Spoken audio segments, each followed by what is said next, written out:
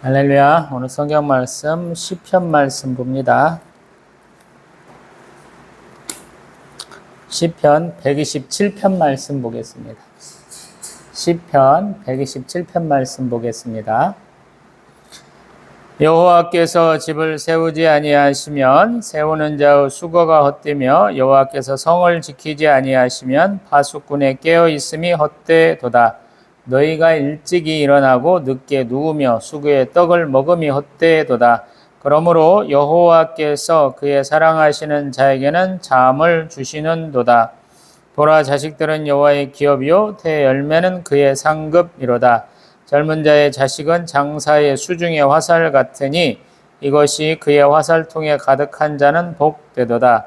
그들이 성문에서 그들의 원수와 담판할 때에 수치를 당하지 아니하리로다. 아멘. 할렐루야. 오늘은 돌아가신 저희 아버지 3주기 추모 예배로 드리려고 그럽니다. 아버지 땡볕에 나가셨다가 돌아가신 것 같아요. 형님 자주 다니셨는데 아버지 어떻게 되신지도 몰랐고 동네 양반들도 모르셔가지고 뒤늦게 집 앞 텃밭에서 발견되셔서 돌아가신 줄 알았습니다. 어머니 임종도 못 지켰고 저는 아버지 임종도 못 지켰죠. 제가 꼭 교회 개척해서 설립 예배 드리고 아버지 어머니 모시고 설교하는 게 꿈이었는데 그 꿈을 다 저버렸습니다. 항상 이 무더위가 시작되면 아버지 생각이 언제나 날 것 같아요. 저희가 개척교회 다 보니까 교회 안에는 전에 쓰던 임대하시던 분이 에어컨이 있는데 저희는 에어컨 산 지가 3년밖에 안 돼요. 에어컨을 1+1 스탠드형하고 이렇게 벽걸이형 하나를 주문을 해놓고 고민을 많이 했던 거거든요. 집에는 이렇게 벽걸이형 조그마한 거 있는데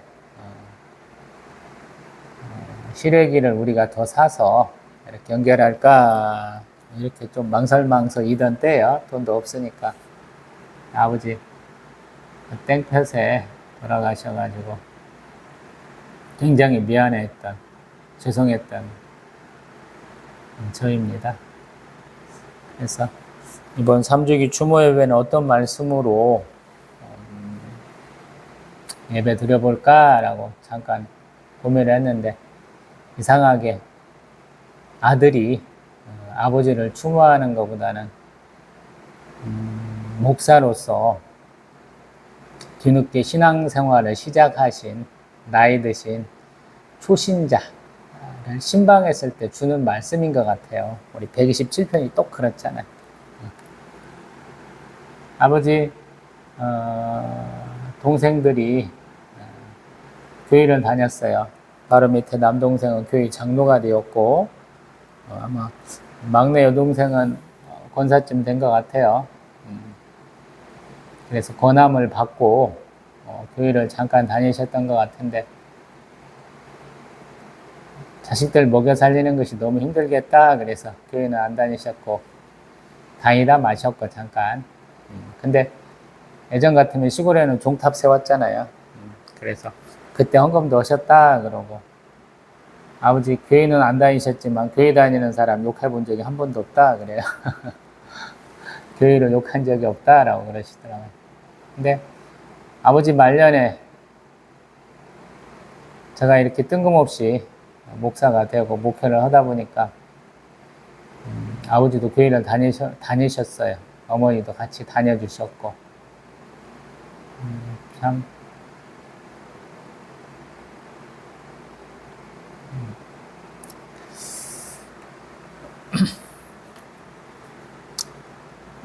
말씀으로 넘어갈게요. 시편 120편 1절, 127편 1절. 여호와께서 집을 세우셔야 되고 또 여호와께서 성을 지키셔야 된다 그래. 우리는 우리가 뭘 하는 것 같아요. 근데 사실 하나님이 다 하시는 일이죠. 아버지도 그렇잖아요. 아버지도 자식 새끼들 잘 키우려고 교회 안 다니신다 그러는데 막내 아들이 아버지 재산을 많이 써먹었어요. 까먹었어. 아버지가 제가 의대 다니다고 관두니까 야 이놈아 네가 4,900만 원인가를 해먹었어 이렇게 말씀하셨던 것 같아. 그 돈 들이고 의대 졸업 못한 게 아버지는 아까우셨던가 봐요. 근데 제가 이렇게 목회자의 길로 가려고 맘먹으니까 대학교 편입해야 되고 또 신대원 다녀야 되고 또 부교육자 생활하면서도 뭐 생활비가 워낙에 없으니까 뭐 저는 처가댁도 뭐 별로 못 받았어요. 아버지가 많이 도와주셨던 것 같아요. 개척하면서도 아버지가 논 두 필친가를 팔아주신 것 같아요. 그래서 큰 힘이 됐던 것 같아요. 물론 이제 중간에 많이 써가지고 저희가 이제 간당간당하기도 했지만 아버지가 써라라고 주신 것들을 저희가 유용하게 잘 써가지고 10년 동안에 한 7년은 편안하게 왔던 것 같아요. 감사하죠. 이것저것 하면 아버지가 언젠가도 말씀드렸습니다만은 백마지기가 목표예요. 백마지기. 우리 평수로우면 한 12,000평. 근데 아버지가 제가 대학교 다닐 때니까 한 30년 전 이렇게 어쩌다 한번 계산해 보니까 30년 전에 계산해 보니까 뭐 한 13,000평은 됐더라고요. 아버지가 100마지기 채우려고 하는데 제가 80몇 마지기 때 말렸어요. 왜 그러냐면 아버지 농사 누가 지어요 그랬어요. 형님은 공무원 하고 있고 누나 셋들 다 시집 갔고 저는 그거 할 생각이 별로 없고 그래서 아버지 말렸는데 잘못 말린 것 같아요 제가. 아버지한테 적극적으로 권해가지고 김제 시내 땅을 좀 사라고 그랬으면 더 좋았을 것을, 아니면 전주 시내 땅을 좀 사라고 그랬으면 더 좋았을 것을. 옛날로 말하면 시골 땅값이나 도시 땅값이나 비슷비슷할 때 사놓으셨으면 아버지 지금 엄청난 부자로 돌아가셨을 텐데, 농사꾼은 좋은 땅을 사야 되는 것이다 라고 그래서 마르지 않고 또 물 빠짐 좋은 곳, 또 다른 놈보다 조금 더 넓은 땅, 이런 논밭을 많이 아버지가 욕심을 내셔서 사셨거든요. 형님에게 물려주신 논 중에는 열마직이라는 논이 있어요. 1,500평짜리. 굉장히 넓은 거예요. 대개는 이제 1,200평 정도가 안뜰치라고 그러는데, 참, 그 논에서 일하면 좀 힘들어요. 집에서는 가까워요. 가까운데 일하다 보면 힘들어. 왜냐하면 면적이 더 넓으니까.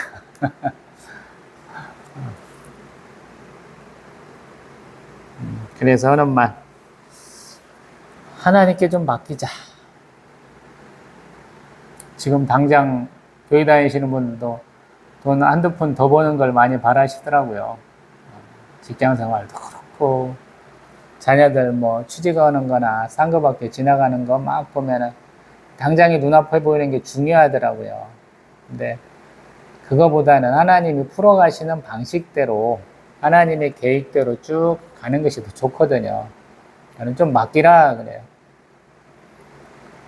부교육자 생활 몇 년 안 했습니다만은 기도 부탁 받고 목사님이 이렇게 기도해줘 라고 해서 쭉 성도들 가정 형편 조금 알아가지고 기도하다 보면 많은 분들이 내가 밤낮 기도했더니 하나님 이뤄주셨어요 그러는데, 저는 실망하는 경우가 굉장히 많았어요. 왜냐하면 너무 형편을 모르시더라고요. 자기가 경험한 것 안에서 자기 욕심을 부려가지고 이 정도면 됐어 그러더라고요.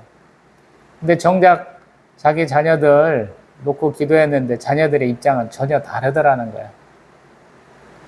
이게 좀 깝깝하더라고요, 볼 때. 굉장히 깝깝하더라고요. 2절, 일찍 일어나고 늦게 눕고 수구의 떡을 먹음이 헛되다라는 거예요. 저희 아버지가 그러셨거든요.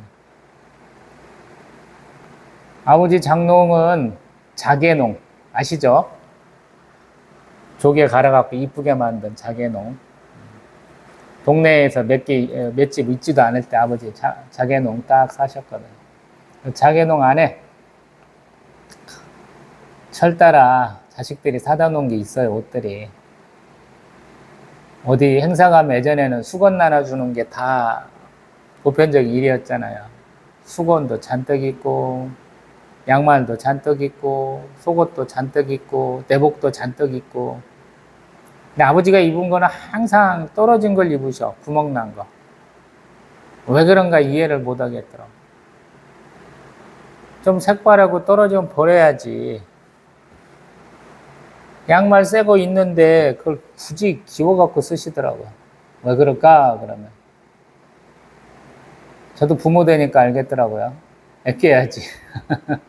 아버지도 아끼셨던 거예요.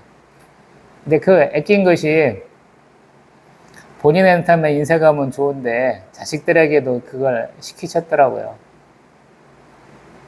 그래서 제가 그 부분에 있어서 저희 아들내미는 조금 다르게 키웁니다. 조금 자유분방하게 쓸 수 있는 대로 다 써버렸어요. 그래서 더 빨리 가난해진지도 모르겠어요. 세상 사람들은 가난할 줄도 알아야 돼, 아낄 줄도 알아야 돼 이런 교육을 시키잖아요. 근데 저는 안 시켰어요. 먹고 싶은 거 있냐? 사고 싶은 거 있냐? 그러면 내 형편 안에서는 다 사줬어요. 왜 그러냐면 그것까지밖에 못 해주니까 제가. 아들내미가 과자 하나 사 먹고 싶어요. 장난감 하나 사고 싶어요. 근데 제 한도가 그거더라고요. 아들내미가 막 눈 감가는, 눈이 막 하는 예고, 뭐 20만 원짜리 못 사주겠더라고요. 10,000원짜리? 사. 이렇게 되더라고요. 근데 아버지는 다른 분이셨어요, 저한테는. 짜잘한 걸 사주기보다는 동네 사람들이 눈이 휘둥그레질 수 있는 정도. 김제 시내 가가지고 가장 비싼 거. 그걸 사주시더라고요. 근데 아버지 입장은 저건 다른 거예요. 아버지가 평상시에 하시던 말씀 중에 하나가 내가 너 가장 좋은 거 먹이고 가장 좋은 거 사입히면 잘 살 줄 알았다. 아버지가 그러시더라고요. 시골 양반이라 그런 거예요. 도시를 못 나가보셔서. 쉽게 말하면. 저도 촌놈이잖아요. 근데 촌놈의 시선으로 여기 앉아서 지금 딴짓거리 하고 있는 아들내미 뒤를 돌아보면 아빠가 어떤 사람인지 생각나겠죠. 장난감 얼마나 많이 사줬는지, 얼마나 군것질 많이 시켜줬는지는 알겠죠. 생각을 해보면. 중요한 게 2절. 여호와께서 그의 사랑하시는 자에게는 잠을 주신다. 그래요. 잠을 주신다. 이거 도대체가 앞뒤어가 안 맞거든요. 근데 이런 것 같아요. 사람이 돈을 벌려면요, 굉장히 부지런해야 돼요. 아침잠도 없애야 되고, 저녁에도 늦게 자더라고요. 예전 같으면 인간극장 같은 거 보면, 빚 많은 사람이 빚 청산하려고 아르바이트 몇 개씩 뛰는 양반들 보면, 잠이 적잖아요. 근데 그분들, 그렇게 열심히 살아. 그러면서 빚도 다 갚고 그러는데, 그러고 나서 병 걸리시더라고요.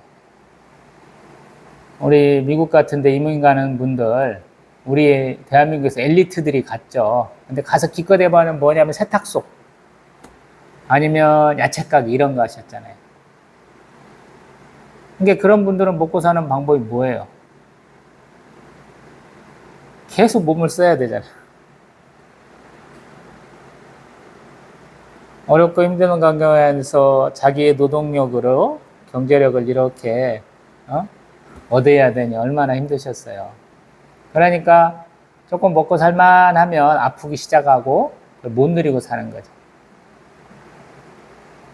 차라리 그 시간에 하나님이 주셔가지고 주는 만큼만 먹겠어 하고 자는 것만 못할지도 모르겠다 이런 생각을 하는 거야.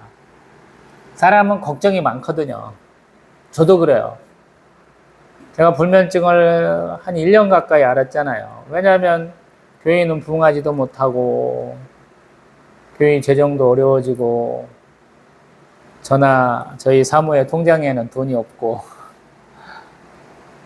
걱정인 거예요. 제 몸이라도 건강하면 뭐라도 해볼 텐데 몸도 건강하지 못하니까 아무것도 못하는 거죠. 저는 그래서 이절을 그렇게 해석합니다. 여호와께서 그의 사랑하시는 자에게는 잠을 주신다. 걱정하지 말고 일할 만큼 일하고 밤에는 푹 자. 이게 하나님 뜻이라고 얘기해요. 저희 아버지 잠 잘 못 주무신 것 같아요. 저도 이렇게 투잡을 뛰면서 지관절염이 와가지고 잠을 잘 못 자요. 한번 새벽에 깨면 아파가지고 잘 안 돼요. 다행히도 머리부터 발끝까지 계속 아프던 통증들이 좀 사라지고 최후로 지관절염만 남았어요. 근데 아버지 비 올라오고 그러면 끙끙 앓으시고 맨날 그러셨죠. 돌아가시기 전에 한 3년 정도는 형님이 6개 관가나 돌아다니신 것 같아요. 아버지 모시고 뭐 안과도 가고 피부과도 가고 뭐 정형외과도 가고 치과도 가시고 굉장히 형님이 고생 많이 하셨는데 그렇게 되는 것 같아요. 건강해야죠. 그 건강 가운데는 잘 자고 잘 먹고 잘 사는 게 있어야 되잖아요. 못 하셨던 것 같아요. 이제 어머니가 자랑하시던 것 중에 하나가 오남매 잘 키워보시겠다라고 자랑하시는 거죠. 지난번 어머니 육주기 예배 때도 그 말씀 드려본 것 같은데 아버지 어머니 결혼하실 때 소망이 자식들은 다 대학 대학 보내고 또 며느리 또 우리 사위들도 다 대학 나온 놈 얻자라고 그러신 것 같아요. 네. 그게 안 됐어요, 사실은. 정규 4년제였는데 4년제가 안 됐어. 그리고 고등학교 학력인 우리 매형도 계시기도 하고 아버지가 많이 내려놨어요. 근데 전체적으로 저희 형제자매는 형님이 박사학위 갖고 계시고 제가 석사고 막내 누나가 석사고 우리 큰 누나가 2년제 또 둘째 누나가 학사. 그래서 다 평균 내면 저희가 4년제 이상이에요. 대단하신 분들이에요. 저희 또래 가운데도 그런 사람들이 없잖아요. 71년생이니까 대학교 다니는 것 자체가 굉장히 복받은 것이죠. 지금도 마찬가지. 가끔씩 저를 깐보면은 너는 주변에 석사 있는 사람 있어? 뭐 이런 식으로 제가 속으로 얘기도 하죠. 대놓고 얘기하기도 하고. 그 다음에 좋은 게 5절. 자식들이 많으니까 복 받아가지고 적들하고 싸울 때도 수치 안 당한다라고 그래. 아버지 어머니가 좀 그런 면에서는 당당하셨는데 막둥이가 아버지 어머니 걱정을 많이 끼쳤죠. 저만 아니었으면 아버지 어디 갔으면 자랑하고 살았을 텐데 제가 목사가 아니고 의사였다면 아버지 더 좋아하셨을지도 모르겠다라는 생각을 해요. 다 지난 얘기지만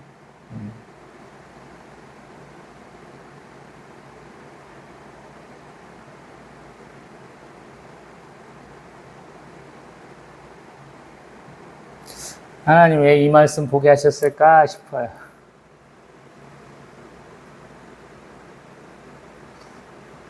참 그리운 아버지인데 또 우리 큰 누나 막내가 특별하게 카톡을 한번 해가지고 통화를 했는데 그 녀석이 하는 말이 외할아버지 제사 때 오냐고 물어보더라고. 걔는 교회는 안 다녀. 친가 쪽이 큰아빠, 큰아버지가 교회 다니시고 뭐 막내 고모는 여자 목사님이시고 그렇거든요. 근데 그 녀석은 안 다녀.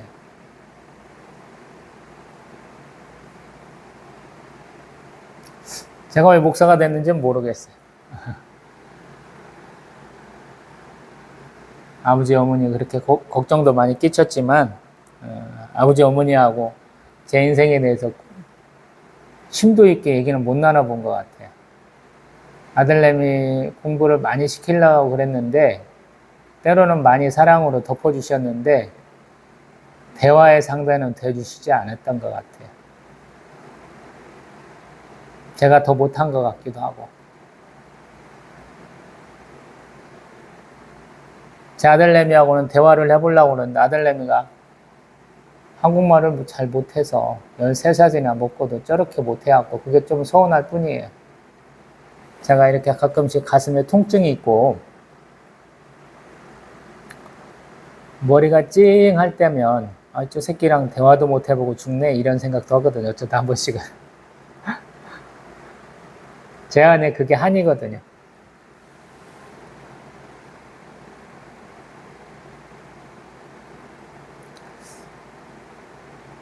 믿는 사람이라면 세상 사람들이 바라보는 재물이나 영광이나 자랑과는 좀 다른 얘기 해볼 수 있다라는 생각을 많이 하거든요. 혹시라도 제 동영상 언제 올라갈지 모르겠어요. 노트북이 고장난 것 같아요. 제가 수리를 해야 이 동영상 올릴 것 같은데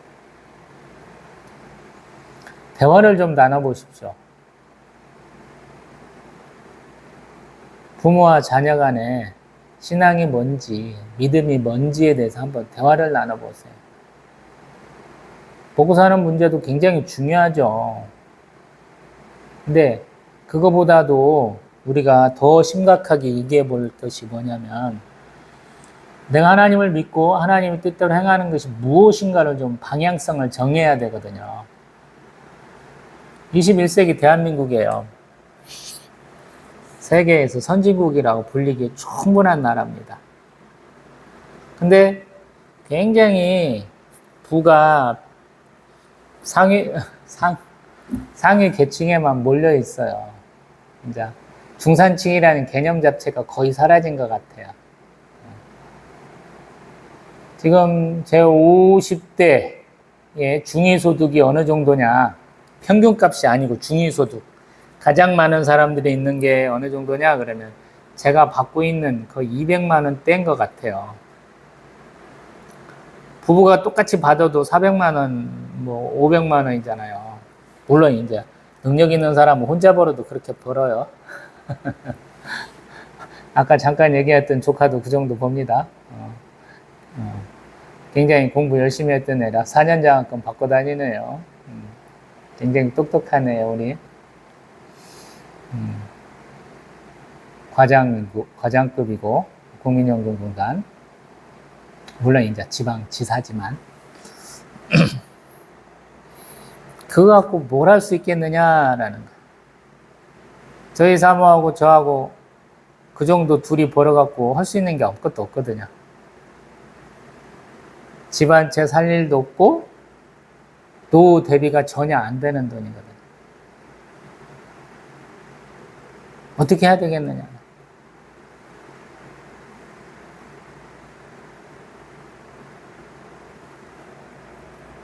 물론 이제 감사하게도 아버지 어머니가 어떻게 유언을 했는가는 모르겠어요. 근데 둘째 누나도 저를 도와주려고 그러고 막내 누나도 막둥이를 굉장히 챙겨주더라고요. 이제 큰 누나나 형님이 안 돌봐줬다는 얘기는 아닙니다. 다 형제자매들이 돌봐줘서 여기까지 왔어요.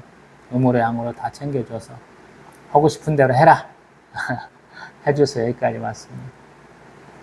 근데 현실적인 문제는 현실적인 문제거든요. 어떻게 해결하겠느냐. 저는 항상 그러면 하나님께 맡기세요. 항상 그러거든요. 아무 대책도 없는 것처럼 저는 항상 그렇게 말해요. 하나님께 맡기세요. 내가 경쟁이 안 되는 사람들 틈에 쭉 서면요, 밀려날 수밖에 없어요. 제가 10년 동안 경제활동 거의 안 했잖아요. 돈 벌어본 게 없어요. 적어도 4억 이상을 썼다는 얘기거든요. 쉽게 말해서. 근데 경쟁이 될 리가 없잖아요.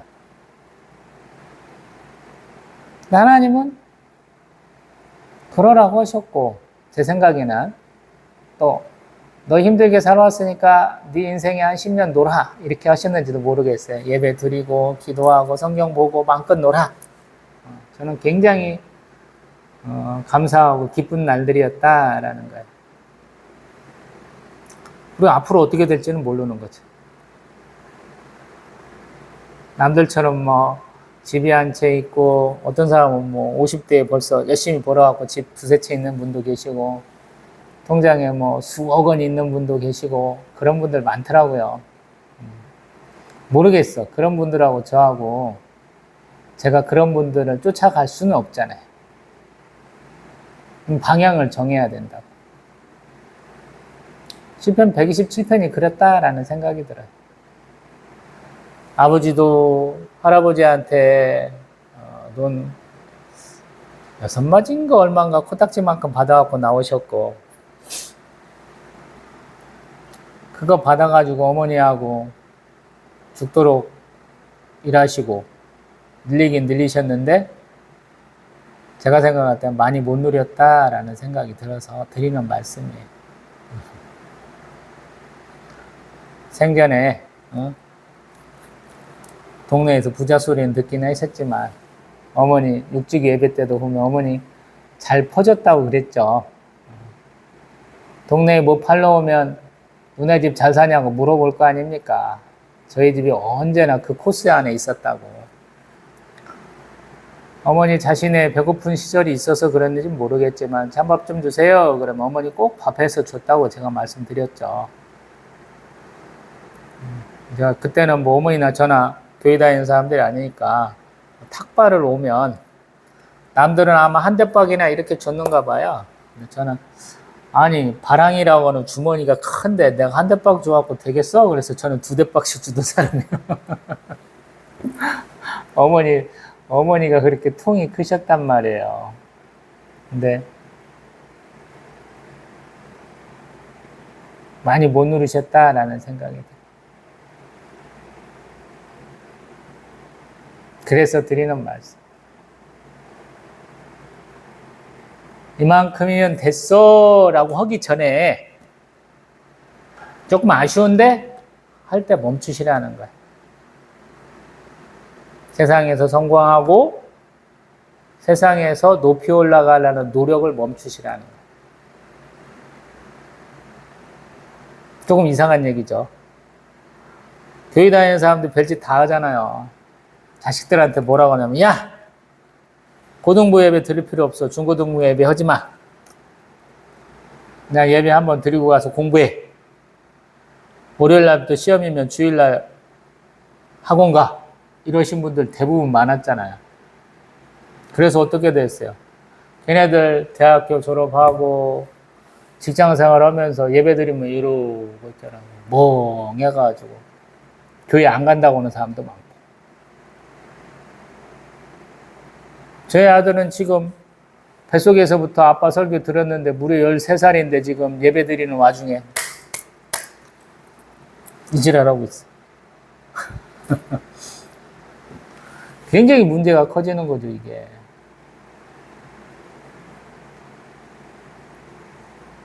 그래서 기도해야 되는 거고, 그래서 말씀을 읽어야 되는 거죠. 내가 바른 신앙생활을 해야 돼요. 그래야 자식들이 더 잘 된다고 저는 생각하거든요. 저는 굉장히 현실적인 이유 때문에 그래요. 대한민국에 교회 안 다니는 사람이 점점 많아지고 있어요. 1200만 명 바라본다고 하는 사람들이 제가 봤을 때는 지금 한 600만도 안 될 거예요, 여러분. 이게 어떤 면에서는 굉장한 기회입니다. 왜냐하면 1600만 명이 골고루 나눠준 것을 600만 명이 먹는, 1200만 명에서 600만 명으로 줄었다는 거예요, 여러분. 주식으로 얘기해 볼게요.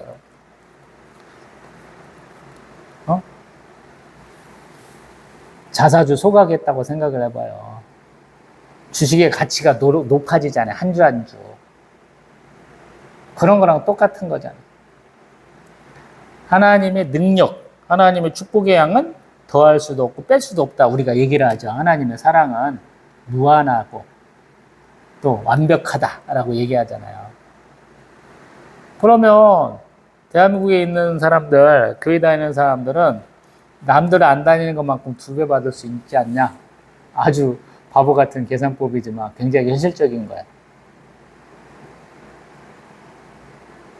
물론 이제 하나님을 굉장히 우리가 이렇게 좁힌 걸로 생각하니까 그렇죠. 다중우주네 뭐 은하계인데 뭐 이렇게까지 크게 막 행성에 나가면 굉장히 복잡해지는데 우리 성경에서는 그렇게 멀리 걸 얘기를 안 하거든요. 초월의 하나님을 우리가 알아야 되지만 굉장히 우리하고 같이 있는 우리와 동행하신 하나님 얘기를 많이 하는 게 성경이거든요. 우리와 동행하신 하나님이 챙기고 있는 사람 숫자가 대한민국에서 2분의 1 토막 났다라는 얘기예요. 그래서 우리는 위기이지만 한국교회는 위기이지만 나한테는 기회다라는 거예요. 주식이 막 갑자기 좋아졌어. 막 좋아가다가 어느 날 갑자기 사람들이 막 팔기 시작해. 나 이만큼 벌었으니까 팔래 하고 쭉쭉쭉 팔아. 그러면 그거 내가 살 수 있느냐 마느냐 이거 맨날 얘기하잖아요. 주식 전문가라는 사람들이. 더 떨어질까봐 못 사겠어요. 그런 어떤 사람은 충분히 살 값어치가 있네 하고 사는 사람들이 있잖아요. 미국 주식 안 하는 사람은 바보야 그랬는데 한국 주식이 올라가니까 올해 미국 주식에서 한국 주식으로 많이 왔잖아요. 근데 미국 주식 지금 어떻죠? 쭉 떨어졌던 게 같이 동일한 전고점을 지금 돌파하고 있다라고 그러잖아요. 목사가 왜 주식 얘기하냐고요? 제가 재테크로 주식을 조금 합니다. 조금 해요. 왜 하느냐? 헌금이 줄었어요. 해주시는 분들이 다 떠나가가지고 10년 동안에 네가 부흥을 못하고 있으니 이제 충분히 했다고 생각하시는 분들이 많아진 거예요. 그래서 교회 헌금이 1년이면 600만 원이 부족하더라고요. 마침 그때 막내 누나도 주식 해봐. 둘째 누나도 주식 해봐. 막 그러더라고요. 큰매형은 돌아가신 큰매형은 주식 투자하다가 망하신 분이에요. 그래서 별로 안 좋게 생각하는데 권해서 조금 해보고 있습니다. 2년 전에 쫄딱 망했고요. 지금 오늘 파는 게 있어서 그거 거의 많이 했네요. 근데 그건 망한 건 제 돈이고 지금은 교회 재정 갖고 하는 것이라 아무 상관은 없습니다. 오로지 헌금 1년 부족하는 걸 메꾸려고 그러는데 600만 원 부족하는데 한 300만 원은 채운 것 같아요. 다시 현실적인 얘기 해봅니다.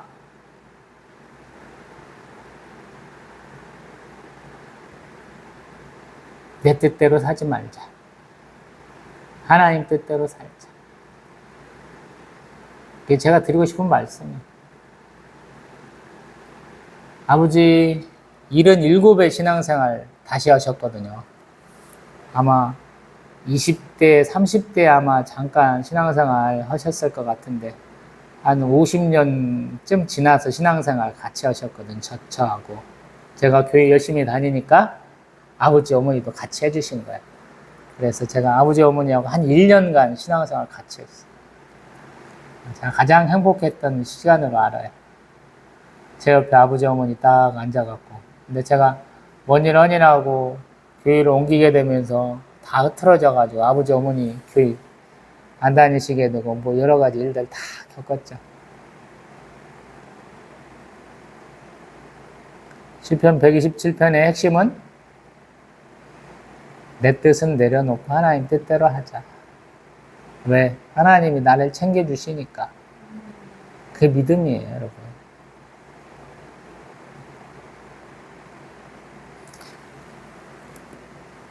아버지가 절 낳아주시고, 아버지가 절 키워주시고,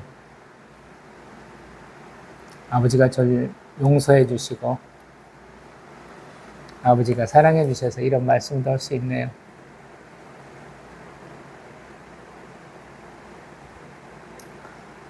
아버지 죄송합니다.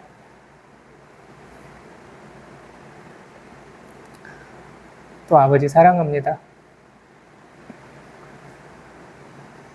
아버지 고생해서 이런 그 재산,